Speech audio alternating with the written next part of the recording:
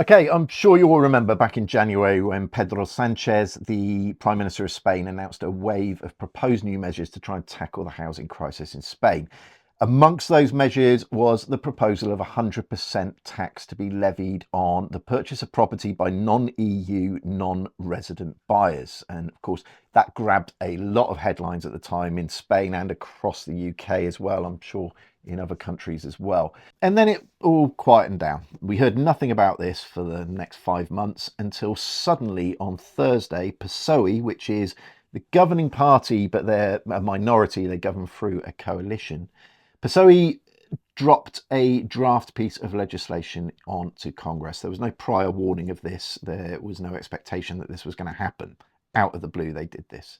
As of yet, the draft legislation hasn't been published on Congress's website, where things are always published. It can take up to 5 days for this to happen. So I'm monitoring that and I will keep you informed as soon as I get to read it. But they obviously have released a press release because there have been articles written in El País and Onda Cero, both are respected news outlets in Spain. So as of yet, we don't know the full details of this, but we do know a little bit about it. So in this video, what I want to do is try and get out ahead of the inflammatory headlines which are bound to hit the press in the UK. They may have done already. They weren't out when I was writing this late last night, but they may well be dropping as I'm speaking right now. And I want to tell you exactly what we do know about this at this point, what we don't know about it at this point, and what's likely to happen over the next few weeks. And then I want to tell you about a couple of other provisions which are in this draft legislation, which we know little about, but are certainly going to be relevant if you're owning or thinking about owning a property in Spain. And then I'm going to put it all into a bit of a political context, because there's a lot going on behind the scenes here, and there's a lot of challenges that this law would face if it's going to get through. So I want to try and put everything in some context and tell you about those. Okay, so firstly, what do we know about this 100% tax rate? Firstly, we know that it's in the bill because it's been reported in those articles in El País and Onda Cero, and also Isabel Rodriguez, who's the housing minister in Spain, did confirm it very briefly in an interview on Onda Cero yesterday. So we know it's in the bill. We also know that the government are proposing that this tax will be levied at a national level. Now, that's very significant. If you watched my video back in January, I explained how in Spain there are 17 autonomous regions and each of those has its own government, and the governments of those regions have the power to set the transfer tax rate of properties at a regional level. As they do, you'll see it varies a lot across Spain. So for the government to try and set this at a national level is overriding the competencies of all of those local autonomous regions governments. That's not going to go down well, and I'll explain why I think they've done this a little bit later on. The only other thing we really know about it at this point is that the tax is to be an increase on the transfer tax rate for non-EU, non-resident buyers. Now, when Pedro Sanchez first announced these proposals way back in January, he said the tax could be up to 100%. He didn't specifically say it would be 100%. So there's no mention in the press or anything that I've seen Isabel Rodriguez say yet that it would be 100%, only that it would be an increase. So until we see that bill, we don't know for sure what that's going to be. I'll be keeping an eye on it. I will be very much reporting on this over the next couple of weeks because I think things are going to be moving very quickly. Like, subscribe if you want to be kept informed of those updates as we go. So that's it. That's all we know at this point. That the bill proposes a tax on non-resident, non-EU buyers, that it will be an increase on the normal rate of transfer tax, and it will be set at a national, not autonomous region level. Now, there are a couple of other things in this bill that are likely to be relevant to you if you own a Spanish property or you are thinking about buying one. One of those is the proposal to increase the tax rate payable on holiday lets. Now, we all know that Spain is currently waging a war with Airbnb and on illegal holiday lets, but this is going to hit the legal lets as well. Essentially, what they're saying is they want to increase the VAT rate payable on these properties, on the rental income of these properties, from 10% to 21%. 21% is the full VAT rate in, or IVA VAT rate in Spain. As far as I'm aware, at this point in time, that 10% IVA is only payable if a holiday let provides certain services which are akin to a hotel. You know, things like laundry services during the stay and bed and breakfast, those kind of things. I'm not sure whether what they're saying here is that they want to put 21% on all holiday lets, or whether it's increasing those kind of service-led holiday lets up to 21%. Again, when the bill's published, I'll be going through it and I'll try and find out exactly what that means. Now, the other big measure, which is very controversial in Spain and amongst Spanish owners themselves, is that they want to try and increase the tax payable on empty properties and second homes. I mentioned in the video I put out last week about the EU's new energy ratings that 25% of properties in Spain are second homes. The majority of those are owned by Spanish. A lot of them are the kind of ancestral homes in the villages and towns where people moved out to the cities to get work and they return to these places here and there. A lot of these properties need a lot of work as well. So this is not going to go down well with the Spanish community themselves. This isn't just about foreign buyers and properties that they own and own as holiday homes from other countries. This is going to have a big impact on a lot of Spanish people as well. So there's going to be kickback, is what I'm trying to say here. Again, I don't know what the rates are. I don't know exactly what's going to be proposed. We're going to have to see what the wording of the bill is that's been put before Congress when that's published, and we're going to have to see what debate and what arguments come about all of this in Congress before anything gets passed, if it does get passed. Okay, now let's move on to some of the political and legal problems which are going to face PSOE as they try and push this bill through. Now, you've probably noticed that I keep saying PSOE and not the Spanish government when I'm referring to these proposals being put forward. Now, there's good reason for that. PSOE are the main party in a coalition government. They don't have a majority in Congress. And now, back in January, when all these housing reforms were first announced, PSOE had the support of Sumar, which is the second biggest party in that coalition. So they had a much stronger position going into Congress.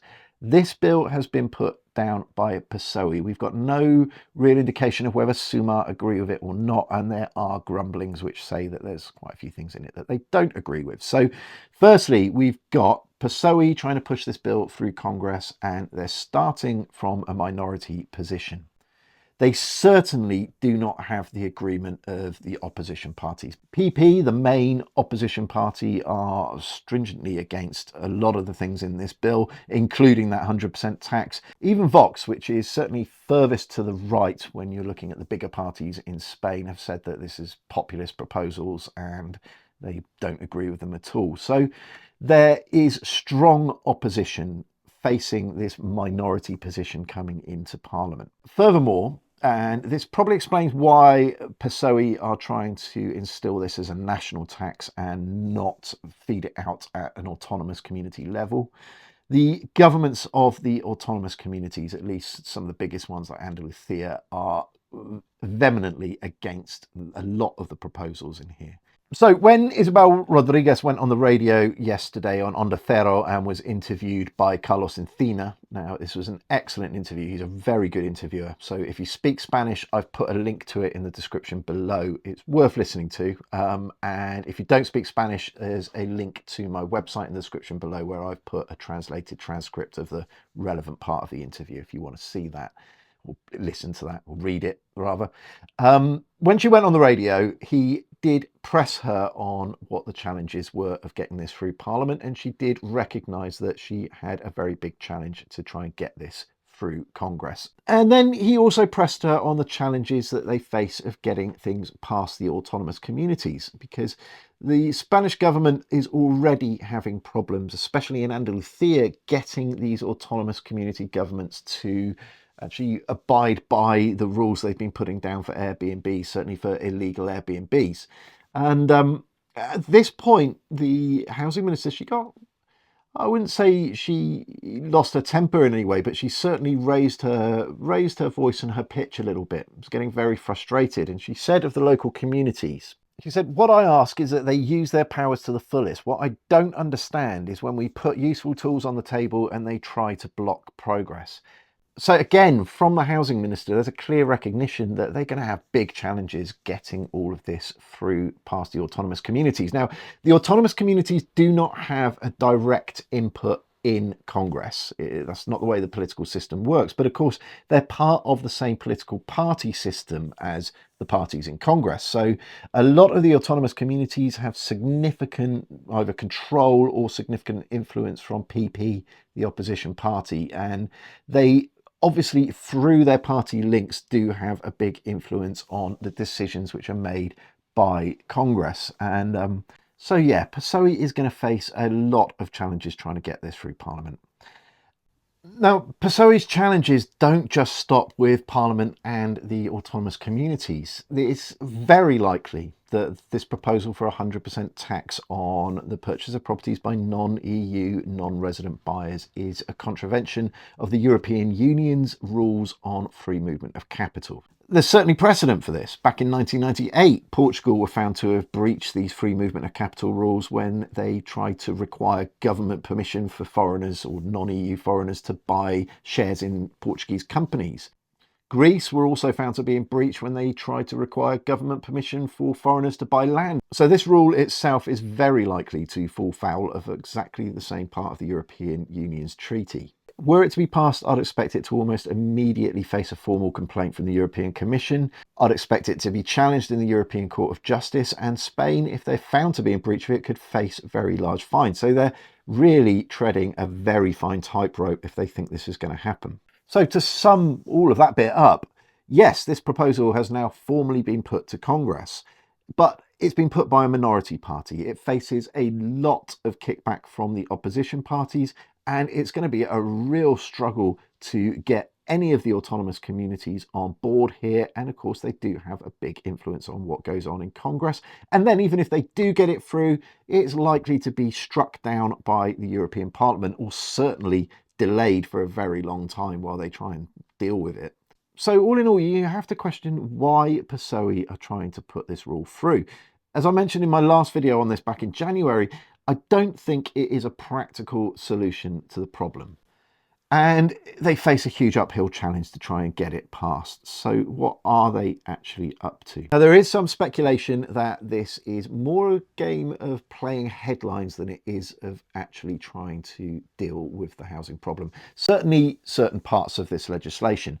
Now, I don't want this to turn into a channel that spews conspiracy theories, and I do want to recognise the fact that there is a housing crisis in Spain. There are some very big problems which do need structural reform to get right. But this is being bandied around in Spanish press, so I do feel it's right to acknowledge it. David Sanchez, who is the brother of the Prime Minister of Spain, got himself in a little bit of bother, a case to do with the misappropriations of public funds while he was in office in Badajoz in Extremadura in Spain. Back in January, when Pedro Sanchez first made these shock announcements about 100% tax, well, his brother, David Sanchez, was appearing in court to testify in a large corruption case in which he was implicated himself. Now, here we are in May, and David Sanchez has hit the headlines again, as it's been confirmed he is to stand trial for his own corruption charges or misappropriation of funds. At the same time, this bill has been dropped into Congress with no prior warning whatsoever and containing some very controversial measures, especially that one that's going to affect 25% of properties in Spain and thousands of Spaniards across the country. These are very headline worthy stories which are going to come from the debate of this bill. So of course this has fueled the speculation that maybe this is just a case of trying to spin headlines and take control of the narrative. And there is something else that's feeding into this speculation. Just before it was announced that David Sanchez was to face trial, 5 senior members of the Extremadura government resigned immediately, and one of those seats has been filled. Can you guess who by? Isabel Rodriguez.